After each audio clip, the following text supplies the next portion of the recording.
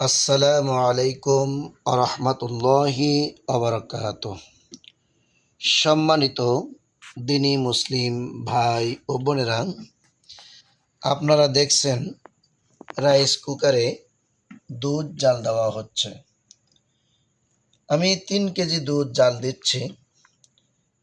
এই দুধের ভিতরে প্রথমত আমি দিয়েছি পেস্তা বাদাম, কাজু বাদাম, কাঠবাদাম, চীনা বাদাম এবং খুরমা খেজুর।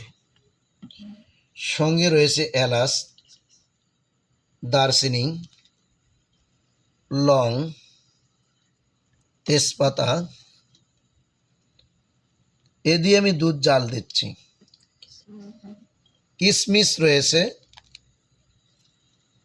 তো এই দুধ কী জিনিস তৈরি হবে দুধ দিয়ে সেটা অনেকে জানেন না, বা কী জিনিস তৈরি করে খাওয়া হবে অনেকেই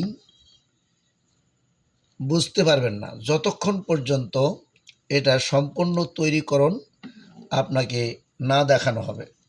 তবে এটা আল্লাহ তাআলার অশেষ একটা নিয়ামত।